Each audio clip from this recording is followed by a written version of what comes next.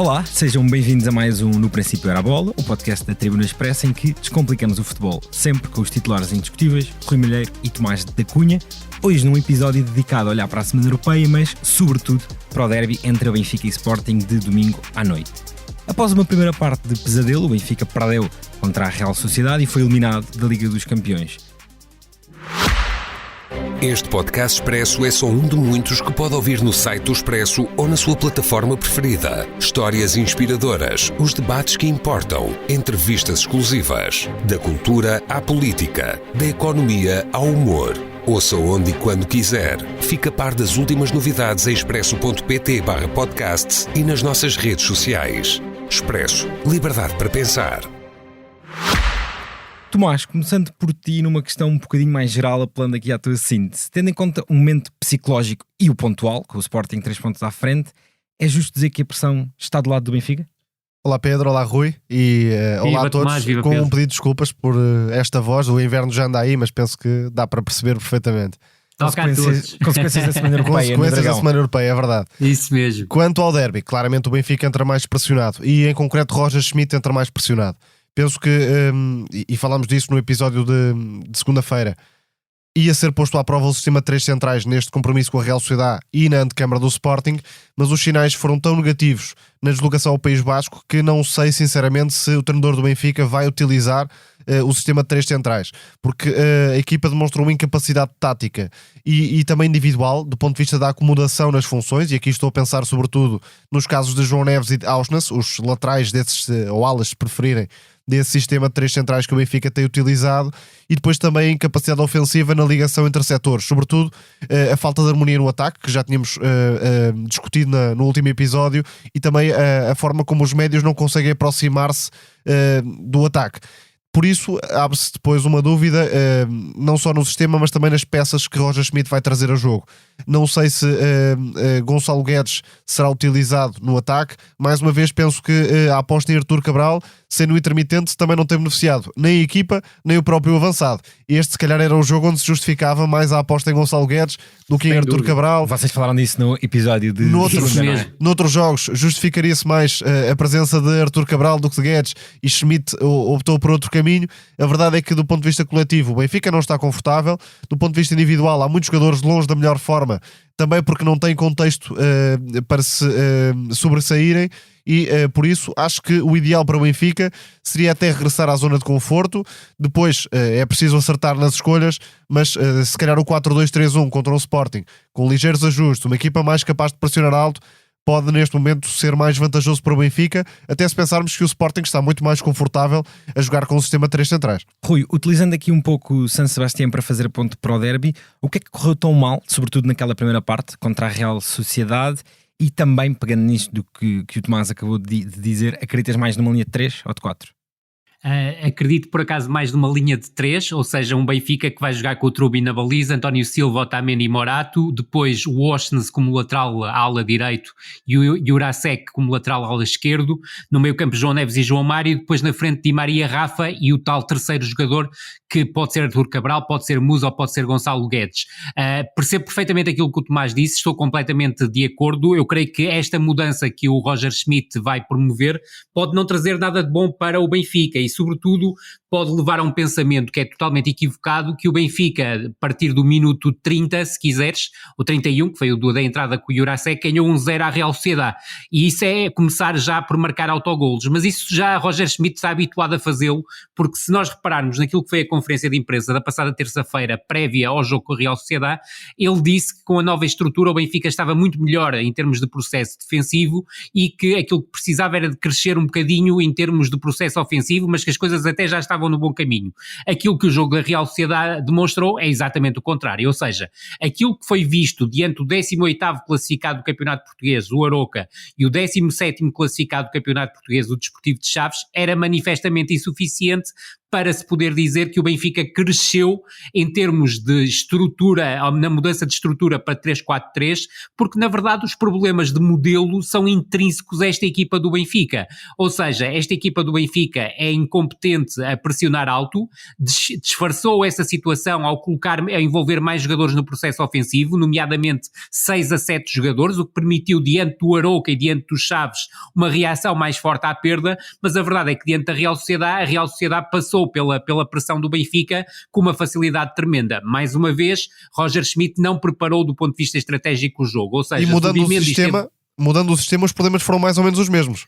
Sem dúvida alguma, Tomás, porque a verdade, até vou dizer que acho que acrescentaram problemas, mas eu já lá vou. O problema essencial manteve-se, ou seja, o Benfica não conseguiu condicionar Zubimendi. Quando procurava fazê-lo era João Mário que saltava, mas chegava sempre tarde. E o que é que isto permitia? Permitia sempre que Merino ou Brais Mendes recebessem a bola libertada, sendo que o Zubimendi estava sempre enquadrado com a baliza do Trubin. E isto é absolutamente desconfortável para a equipa do Benfica. E a falta de rotinas, Rui, deixa-me só acrescentar, a falta de rotinas nesse sistema também se percebe pela forma como o Benfica na primeira linha voltou a ser insuficiente, porque as equipas que utilizam 3 centrais normalmente condicionam o médio defensivo para não ter inferioridade no meio campo, o avançado a baixar, e daí também surpreende negativamente a aposta em Artur Cabral, porque o Gonçalo Guedes estaria claramente mais talhado para esse trabalho. Aliás, ao longo da carreira já o fez imensas vezes. E repara que ele, quando faz entrar o Musa, e por acaso não tenho aqui um momento da substituição, creio que foi minuto 64, ele tenta que o Musa vá tentar condicionar mais vezes o Zubimendi, mas a verdade é que o Musa depois desligava por completo dessa missão, mas já era muito tarde, convenhamos, e até foi uma altura que coincidiu com o regresso da Real Sociedade a dominar o jogo, a controlar o jogo, principalmente isso, porque a verdade é que no primeiro quarto de hora da segunda parte houve alguns espaços em que o Benfica cresceu e foi superior à equipa da Real Sociedade, mas de forma muito ténue, ou seja, conseguiu chegar ao 3-1, no lance em que até o Artur Cabral tem um papel importante ao descobrir o Otamendi, mas a verdade é que foi muito pouco mais além disso, foi um remate fora da área do Otamendi. Por exemplo, pensar que o Jurasek vai resolver problemas do Benfica, eu creio que isso fica tudo desfeito quando se sabe que é um jogador que a cada 3 minutos perde uma bola. Isso é absolutamente inacreditável face a um jogador para o nível do Benfica, mas também é verdade, e volto a frisá-lo, é que o modelo de jogo não favorece nada o Jurasek, ou seja, tu não podes pedir ao Jurasek aquilo que pedias ao Grimaldo na temporada anterior, portanto, para o Jurasek poder servir o Benfica em alguma coisa, precisa de espaços para prescrutar. E a verdade é que mesmo com espaços para prescrutar, tem dificuldades na tomada de decisão. Se quiseres, o QI futebolístico do Jurasek é bastante baixo e obviamente está muito longe de justificar os 14 milhões. Mas voltando àquilo que o Tomás dizia, para além desse problema, que foi o problema central do Benfica Real Sociedade, houve outro problema que acresceu a esta formação do Benfica na primeira parte, que foi a incapacidade que a linha de 5 do Benfica teve para encaixar no tridente da frente da Real Sociedade. Ou seja, Oyarzabal jogava como falso 9, o Otamendi saía muitas vezes e desalinhava a última linha, o Cubo e o Barrenetxea a partir dos corredores laterais criavam dúvidas sobre o lateral ou o central, quem é que ia ao jogador, e muitas vezes ia ao lateral e o central ficava perdido. E a verdade é que com isto a equipa da Real Sociedade, mesmo jogando do ponto de vista teórico num 3 contra 5 face à última linha do Benfica, criou várias situações de superioridade. Tirando partido da capacidade individual do Cubo, tirando partido da capacidade individual do Oyarzabal, tirando partido da capacidade individual do Barrenetxea e, sobretudo, da conjugação de todos estes elementos juntos, juntando o meio-campo. E se repararmos, o primeiro golo que o Benfica sofre na sequência de uma bola parada defensiva. O Benfica teve imensos problemas na bola parada defensiva neste jogo e são problemas que já estão a agravar-se ao longo desta temporada e que o Benfica não tinha na temporada anterior. E o Sporting tem muitos recursos na bola parada ofensiva. Verdade, sem dúvida alguma. O segundo golo nasce de um mau passe do Florentino e repara que o Florentino nem estava a ser muito pressionado na altura, mas o Brais Mendes já estava a deslocar-se, ou o Brais Mendes ou o Mikel Merino, agora não consigo precisar, para pressionar o Florentino, e a verdade é que o Florentino teve medo de se virar para frente para o jogo, jogou para trás e jogou mal. E aí, obviamente, também há que dizer que o Otamendi, que foi para mim, ajudamento com o João Neves como médio centro, o melhor jogador do Benfica na partida, não teve pernas para acompanhar o Oyarzabal. A lateral e a defender, sobretudo, tem muitas dificuldades de posicionamento e de abordagem. Sem dúvida, e sobretudo no lance do Barrenetxea, do terceiro gol, percebes isso, mas a verdade é que naquele momento nem o António Silva nem o João Neves sabiam quem é que ia ao jogador, e criou ali claramente uma situação de grande confusão na defesa do Benfica. E sobre o tema do Florentino, a questão é que o Benfica perdeu as duas principais referências de construção da época passada, Enzo Fernandes e Grimaldo. Está sem Coxo, que é o único Certíssimo. em que Roger Schmidt confia e vê esse potencial para pegar na equipa em termos de construção. Verdade. Porque já se percebeu que não confia em João Neves, aliás, prefere Certíssimo. deslocá-lo para o corredor direito do que tê-lo no meio campo para poder também trazer João Mário. Agora tenta inventar de certa forma João Mário nesta versão de médio pensador, mas não está a ter muito resultado, e João Mário no meio campo a 2 normalmente apresenta mais dificuldades sem bola. E a verdade, Tomás, é que o João Mário, por muita qualidade técnica que tem, a verdade é que em termos de ritmo de jogo não consegue acompanhar o ritmo de jogo de uma equipa como a Real Sociedade. Exato, e ao longo dos últimos anos, por muito que se calhar há 10 anos imaginássemos João Mário como esse médio construtor, há muito tempo que não o tem sido. De todo, aliás, é um jogador que nunca tem uma dimensão de risco no passe. É um jogador que guarda muito bem a bola, associa-se muito bem, mas não é propriamente um criador de jogo e de ligação. E Tomás, penso que concordarás, desculpa só Pedro, até porque foi uma ideia que nós falamos aqui, creio que há 2 episódios, que foi a falsa ideia de Arouca que o João Mário podia ser o substituto do Coxo, e foi algo em que o Schmidt se prendeu para os jogos seguintes, diante do Chaves e diante da Real Sociedade, e em nenhum dos dois funcionou essa ideia. Mas para colocarmos um pouco de Sporting nesta equação, a equipa de Ruben Amorim teve uma semana bastante mais calma, com aquela vitória frente ao Raco a jogar muito tempo contra 10, até por este possível encaixe no Benfica com 3 ou com 4. Se não jogar Morita, obviamente que se estiver em condições o japonês será titular, mas não jogando Morita, acreditas mais em Pote ou Daniel Bragança no meio campo? E se for Pote no meio campo, em quem na frente? Em primeiro lugar, acho que o Benfica vai jogar com 3 centrais, mesmo podendo não ser o melhor para Roger Schmidt e na abordagem a este encontro. Acho também que este jogo se vai decidir pela construção do Sporting versus a pressão do Benfica, e por isso também imagino que Schmidt possa colocar 3 jogadores na frente para tentar condicionar os centrais do Sporting. Agora, também sabemos que Diomande e Gonçalo Inácio, sobretudo estes dois, têm uma facilidade em eliminar a pressão e meter o Sporting no meio campo ofensivo que é assinalável. E neste sentido, acredito que o Sporting, de facto, se bater essa primeira pressão do Benfica, se o Benfica não estiver organizado, o Sporting pode tirar muitas vantagens. Quanto à questão do meio campo, e assumindo que Morita não vai jogar, acredito que Daniel Bragança tem poucas hipóteses de ser titular, apesar da boa exibição que fez recentemente contra o Rakov. Mesmo ganhando pontos, não é um jogador ideal para Ruben Amorim, sobretudo neste tipo de encontros, e portanto a opção mais lógica seria Pedro Gonçalves no meio campo. Com quem na frente? Tenho alguma dificuldade em imaginar que Paulinho e Jóqueras sejam titulares, não me parece descabido, mas creio que até pode haver aqui uma oportunidade, se calhar, para Trincão subir o nível e num jogo de máxima importância. Até porque vais pegando naquilo que tu disseste, um Sporting a arriscar a sair desse trás com o Benfica, eventualmente com dificuldades. É um jogador mais espaço entre linhas, que pode ser receptor e depois acelerar o jogo nas costas dos médios. Pode haver ali alguma igualdade numérica depois. Por acaso, tendo em conta as opções do Ruben Amorim no jogo de ontem e o momento das substituições, eu creio que o Morita vai recuperar para o jogo da Luz. É possível. E que o Pote jogará no tridente da frente.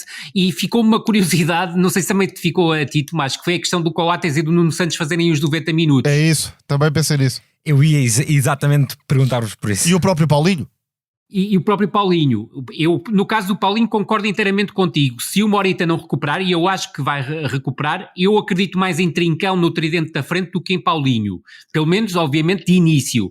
Depois eu fiquei claramente com dúvidas em relação a 2 jogadores que por norma não têm feito os 90 minutos mesmo em partidas do campeonato, que é o caso do Coates e do Nuno Santos. E porquê é que fizeram ontem diante do Rakov a 3 dias e a menos de 72 horas do derby diante do Benfica? Será que Ruben Amorim pensa em lançar uma defesa que, do meu ponto de vista, é a defesa mais forte do Sporting, com Santos Justo como central exterior pela direita, Diomande como central pelo meio e Gonçalo Inácio como central pela esquerda? Parece uma possibilidade. E com Mateus Reis na esquerda. Exatamente, com o Mateus Reis à esquerda. E isso, do meu ponto de vista, creio que poderá ser preponderante para aquilo que o Tomás disse. E eu creio que será o ponto central deste jogo. O Roger Schmidt, do meu ponto de vista, vai jogar em 3-4-3 porque pensa, a equipa vai encaixar perfeitamente no Sporting, vai tornar um jogo muito de 1 contra 1. e não terá o problema da superioridade à partida do ponto de vista teórico, porque depois do ponto de vista prático vai ter o problema da inferioridade na zona central do meio campo, mas eu acredito que Ruben Amorim, da forma astuta como prepara os jogos, vai colocar muitas vezes o Pote e o Edwards nas entrelinhas para conseguir criar desequilíbrios, e até o próprio Morita a atacar as costas. A ideia de Mateus Reis não é só pela questão da fiabilidade defensiva, porque não confia no Santos nesse sentido. Até como construtor. É também para atrair a pressão do Benfica e depois proporcionar a Pote situações de 1 para 1, sem dúvida. Se calhar com o João Neves. Isso mesmo, porque muito provavelmente o Oshens, jogando ele a lateral direito, vai saltar no Mateus Reis, e isso vai fazer com que crie espaços e sobretudo vai expor o António Silva, que do meu ponto de vista tem habilidades. Disse que quer João Neves, mas João Neves teoricamente saltaria na pressão. Exatamente, e esse ponto eu creio que é essencial. Aliás, volto a frisar, eu creio que será um Benfica muito a pensar em encaixar no Sporting e depois procurar desencaixar com a qualidade individual do tridente da frente, mas vai ser um Benfica muito entregue, se quiseres, a fatores aleatórios também neste jogo, frente a uma equipa que se vai propor claramente a sair da luz com 6 pontos de vantagem sobre o segundo classificado, ou dupla de segundos classificados, caso o Futebol Clube do Porto vença em Guimarães. Uma questão que lançamos hoje, na edição do Expresso que está nas bancas e também para os nossos assinantes digitais, é que são já 9 clássicos seguidos para o Sporting sem vencer, juntando aqui duelos contra Benfica e contra Porto, 6 seguidos contra o Futebol Clube do Porto e 3 seguidos sem vencer contra o Benfica. Tomás, acreditas que há aqui algum impacto psicológico que pode estar a correr mal para a equipa de Ruben Amorim? Diria que não. O impacto psicológico nota-se nos jogos com o Porto, e não só psicológico, também do ponto de vista tático. O Sporting de Ruben Amorim tem muito desconforto e não consegue desbloquear as partidas com o Porto, mas os duelos com o Benfica têm sido até equilibrados e até por vezes com períodos de claro ascendente do Sporting. Por isso, creio que o Sporting, na abordagem a este derby, vai sentir-se mais confiante do que raramente se sentiu nos últimos anos, por todo o contexto, porque a equipa sabe como joga, porque o Benfica transmite, de facto, muitas dúvidas neste momento, e o tal jogo em que, por exemplo, se o Sporting sofrer um golo cedo, a equipa sabe que tem tempo, pode ter alguma calma. O Benfica, se porventura entrar a perder, pode acusar mais o peso do jogo, ainda por cima sendo na luz, e se calhar isto até pode ser uma adversidade, caso as coisas inicialmente não comecem a correr bem, não corram bem, e de facto, em termos psicológicos, não creio que o Sporting chegue em desvantagem a este derby. Rui, eu ia exatamente perguntar por isso que o Tomás perguntou. Acreditas num Ruben Amorim a cheirar o sangue, digamos assim, do Benfica e a tentar claramente entrar para ganhar o jogo, ou achas que ele vai jogar um pouco com esta vantagem pontual e se chegarmos ao minuto 60 empatados, considerar que o empate é um bom resultado? Não, eu acredito que o Sporting vai procurar assumir o jogo diante do Benfica. É certo que em alguns momentos pode provocar ou fazer com que o jogo seja mais repartido, até para explorar em algumas circunstâncias a profundidade, e eu creio que o Gyökeres pode ter um papel determinante a esse nível, mas a equipa do Sporting está claramente talhada para assumir os jogos e sobretudo tirar partido de algo que o Tomás disse logo na sua intervenção inicial, que é a capacidade de construção do Santos Justo, do Diomande ou do Gonçalo Inácio, capacidade de construção e condução que vai seguramente criar muitos problemas da primeira pressão do Benfica, e o Sporting, a partir do momento em que superar a primeira pressão do Benfica, vai encontrar um Benfica claramente descompensado no momento de transição defensiva, porque não há milagres, não é uma estrutura, uma mudança estrutural que vai fazer com que o Benfica melhore todo o seu processo de jogo, quando esse processo de jogo, que é consubstanciado obviamente no seu modelo de jogo, está claramente deteriorado. Já falámos sobre o João Neves e as dificuldades que tem como ala direito, e este creio que é o jogo em que Roger Schmidt não pode ter sequer dúvidas sobre a colocação de João Neves no meio campo. Aliás, se olharmos para os jogos do Porto, a capacidade competitiva do Benfica vem muito de João Neves, pela forma como contagia a equipa, recupera muitas bolas, vai aos duelos, também lidera os ataques muitas vezes. Portanto, se Roger Schmidt decidir colocar João Neves na ala, ou seja, fora do meio campo, acho que entra logo a perder este derby com o Sporting. Depois, em relação àquilo que tocavas, Pedro, e concordando inteiramente com aquilo que o Tomás acabou de dizer, olhando para o tal minuto 60, eu acredito que possa haver aí uma jogada interessante do Ruben Amorim, mais do que uma jogada do Roger Schmidt a partir do banco, porque normalmente tem demonstrado muitas limitações a fazer, no momento de fazer substituições, que é a hipótese de colocar o Trincão a jogar como ala direito. O que é que isso pode proporcionar, sobretudo se o Jurasek for o seu adversário direto?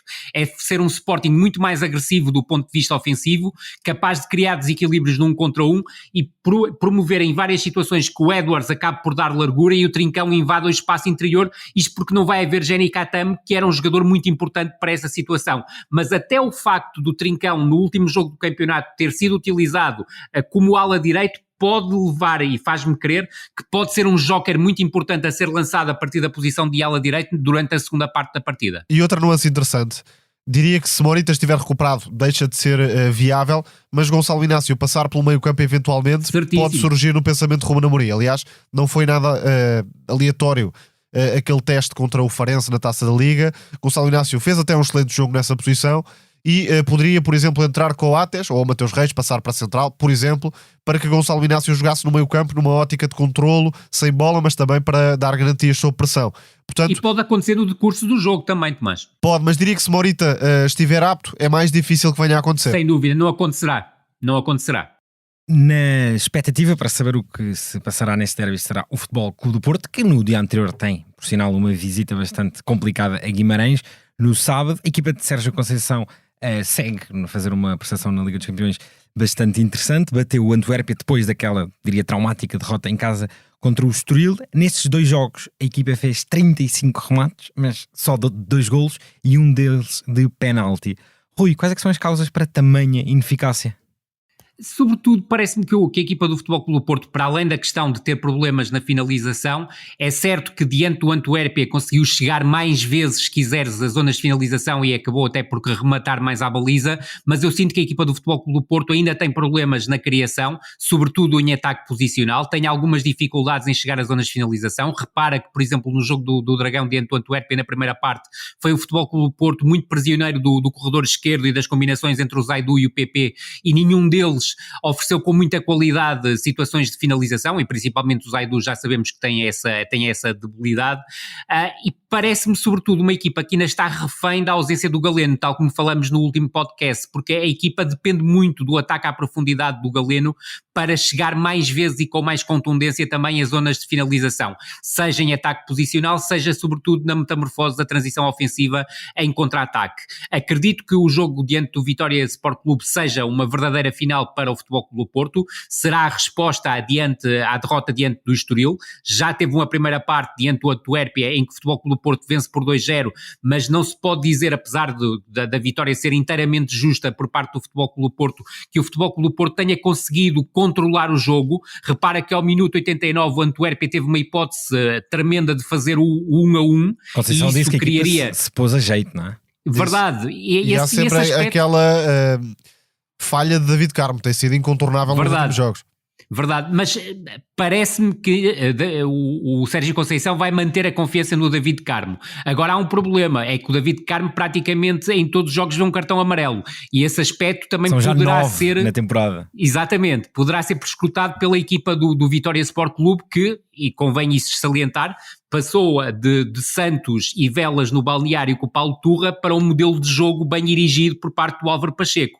É certo que é uma equipa que ainda está a crescer, que eu creio que vai render muito mais, muito provavelmente a partir de dezembro, janeiro, e vamos ver também se resolve um problema que me parece um problema importante, é que o Bruno Gaspar estava a atravessar o seu melhor momento desde o regresso a Guimarães, lesionou-se no último jogo, está em dúvida para a recepção diante do Futebol Clube do Porto, e Miguel Maga não consegue oferecer nem do ponto de vista ofensivo, nem do ponto de vista defensivo, o mesmo que Bruno Gaspar consegue oferecer. Estamos a gravar na sexta-feira, dia 10, e a atualidade impera. O Sporting Braga acabou de renovar com o Artur Jorge até 2025. Tomás, a equipa foi jogar ao palco dos sonhos do Santiago Bernabéu, teve a oportunidade para sair na frente. Lunin defendeu o penalti de Álvaro Jaló, mas, mais uma vez, apesar da enorme qualidade de Rodrigo Vinícius Ibrahim, algo com o qual o Sporting Braga não se enfrentará todos os dias, as dificuldades da defesa do Braga voltaram a ser evidentes. Sim, desta vez até me pareceu uma boa leitura estratégica de Artur Jorge. Mudou o posicionamento de Vítor Carvalho, sendo central a mesma, mas descaindo mais para a direita, para tentar controlar as desmarcações, sobretudo Vinícius Júnior, mas acabou por ser Rodrigo a entrar aí no primeiro gol do Real Madrid. Mas aquilo que se destaca dos primeiros 25 minutos, sobretudo do Braga, é a capacidade de ter bola, jogar-se contra a pressão merengue, que não era propriamente muito eficaz. Com o João Moutinho. Com o João Moutinho também, que fez um grande jogo, sempre criterioso com bola. Fica claro na memória aquele penalti falhado, porque se o Braga marca, desde logo tinha um momento único e depois poderia aproveitar de alguma forma para crescer ainda mais no Bernabéu. Depois, a certa altura, o Real Madrid passou a ter mais facilidade em trocar a bola com os médios. Genial Toni Kroos, muita mobilidade na frente. Brahim Dias a ultrapassar adversários em condução e no drible. Grande jogo Brahim Dias, também o entendimento, a genialidade de Vinícius Júnior e de Rodrigo, sobretudo na segunda parte. E aí, ao contrário do que aconteceu na primeira etapa, creio que Artur Jorge demorou muito a ajudar a equipa. Pedia-se um terceiro médio, pedia-se outro controle da zona central. Não é um caso virgem, acontece muitas vezes ao Sporting de Braga esta incapacidade na transição defensiva. Claro, contra jogadores daquele nível ainda se notam mais, e dos centrais também, mas desta vez acabam por sair desculpados, tendo em conta que estavam a levar muitas vezes com os homens do Real Madrid de frente, e aí, sem claro, dúvida. nota-se ainda mais a qualidade de Vini Júnior e de Rodrigo. Esperava mais de Artur Jorge na segunda parte, porque a equipa estava muito perto de sofrer o segundo golo. Pedia-se claramente uma intervenção rápida do treinador do Braga, não aconteceu.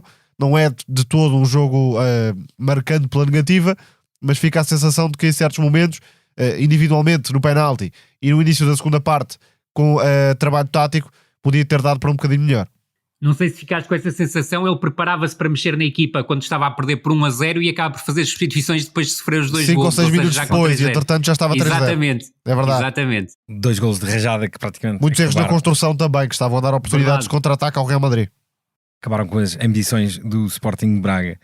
Foi mais um episódio do No Princípio Era a Bola, nesta ressaca europeia e antevisão do derby, comigo, Pedro Barata, com a sonoplastia de João Martins. Tomás, muito obrigado e as Um melhoras. abraço, obrigado.